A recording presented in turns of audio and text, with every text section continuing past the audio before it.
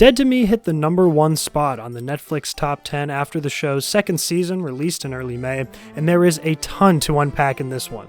The show's first season was well received for its clever, dramatic storyline, and the series doubled down on the tension for its latest 10 episodes, leading to even more positive reviews from critics and fans. Nice, love it. It's like beachy but not tacky. It's a tough wave to surf. Christina Applegate and Linda Cardellini absolutely steal the show among an incredible cast, as their characters, Jen and Judy, get themselves in the middle of a lot of death and law enforcement that grabs the audience's attention and refuses to let go. Was it worth it? Huh? Was what? You committed a crime. No. It feels like a soap opera without the bells and whistles because of how directly the story's drama plays out, but it still retains enough pseudo-realism to hold on to the integrity of its foundation. Add in the perfect dosage of intense dialogue, terrific camera work, and timely comedy, and the show's creator, Liz Feldman, can hang her hat on 2 seasons of one of the most well-rounded and fresh shows available. The selling point of Dead to Me is the extremely heightened and shifting drama taking place in a realistic setting, and that gives the show less points of entry for potential viewers since it limits what plot points can be revealed early on in the series or in trailers and teasers, but it also creates a strong urgency in the audience that makes you want to see the next episode. When you start the series, it feels like a story about a woman mourning the death of her husband and looking for justice, but the show has no problem subverting that foundation of the drama as it goes along. Am I dead? Did I die? It feels like the most prominent detail in the show's storyline in episode 1 becomes almost an afterthought to the rising tension featured late in season 2, and it works because of the setting, execution, and context of the series. Perhaps the biggest key to this is the perceived groundedness in the story. Judy committing manslaughter, running from the scene, befriending the wife of the man she killed, only to then have Jen kill Judy's ex-fiancé feels absurd when you step back and analyze it, but as you watch, it feels realistic enough to buy into because of the strong writing that develops the characters and justifies their actions. No, fuck that. Damn it. Sorry. This is even more impressive because the show has almost no subtlety in how it moves its plot forward and attempts to engage the viewers, but it still provides plenty of situational nuance that's reflected in the characters. For example, what are the odds Steve would have a semi-identical twin brother that gets romantic feelings for Jen? Or that Judy would start a relationship with a former detective? Or that Judy would start another relationship with the ex-girlfriend of the lead detective on Jen's case? Yeah, subtle, right? Obviously extremely low, but the fact that those elements of the show don't detract from the gripping consequences at stake is impressive alone. There you go. Yes. I was wondering when you would share that. I was hoping you'd be wondering.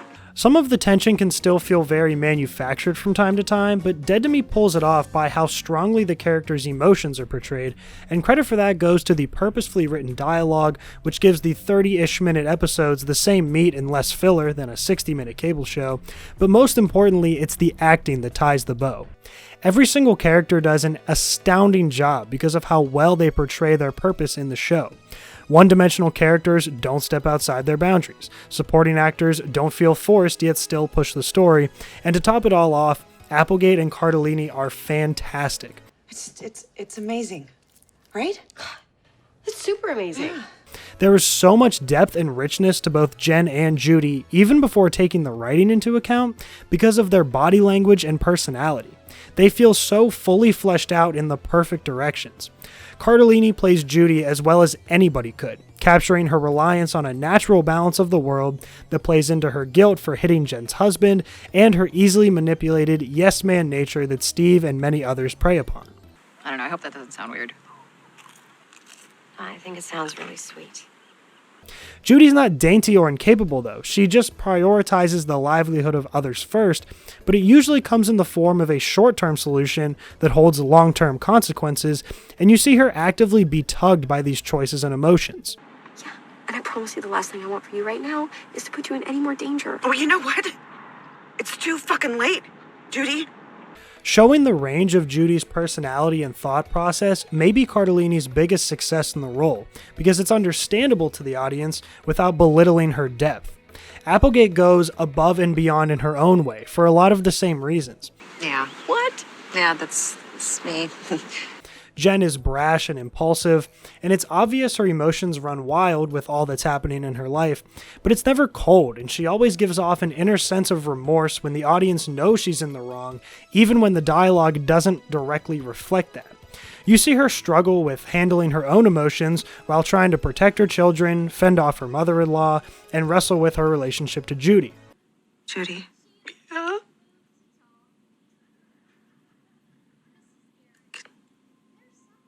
Can I give you a hug?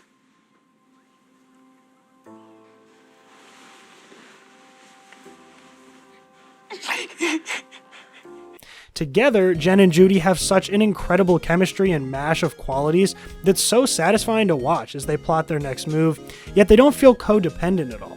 You see their relationship derail and restructure so organically while they retain that human element. So you're drinking your feelings? WWJD. What would Jen do? Fair. Hurtful. Fair. That's not to take away anything from the rest of the cast either. James Marsden does a great job as Steve because there's a subtlety to how slimy of a person he is that gives a glimpse into why Judy feels so attached to him that adds another level to both characters. A ton of the supporting roles are great too, but one in particular that I love is Valerie Mahaffey as Lorna. Lorna is one of the strictest archetypes in the show, playing a very unwelcoming yet distraught mother, and she gives one of the most convincing performances because she provides a lot of mental roadblocks for Jen while still managing to show hints of compassion and set up some funny exchanges as well. You've always been able to compartmentalize. I envy that. Floors are nice, but of course I can't. Ted was my only son. Ted was my only husband. The comedy in the show is one aspect that may be overlooked in the grand scheme of the story and drama, but it's there in tight enough windows that don't detract from the plot while still giving a strong kick. Will Ferrell is an executive producer on the show, so it's no surprise that the humor can be so simple and crisp, but the way it's interwoven with the fiber of the story gives the show just another layer for the audience to enjoy. Just keeping Steve company. Okay, and playing ocean sounds because... Because I can't sleep. And I don't think Steve can either. Okay. I think he's asleep. Hun, I think he's the most asleep. Some of the more technical aspects of the show feel so well calculated and enhance the strong acting and writing by conveying the emotion poured into the roles. A ton of the camera work is sublime, even if it's just beautiful wide shots, and the framing and positioning is one of the more interesting parts of the show. Dead to Me sprinkles in a good amount of centered, single-person shots that give such an intimate feeling through the TV, and during dialogue, one of the most frequently used tactics is the reverse lead room framing. Most shows frame characters talking to each other like this, where the camera goes over the shoulder of the person listening to physically direct the conversation. But Dead to Me tends to use shots like this, where the character is positioned on the other third of the frame and essentially speaking to the side of the screen. This can be tricky to pull off because it gives a visual cue that the character is basically speaking into a void, but I think it's employed so well in the show because the backgrounds are not just out of focus, but instead blank most of the time. And that accents smaller facial movements from the characters in emotional situations, which is so important considering how much internal struggle and crying occurs. But I needed him. He made me feel so disgusting.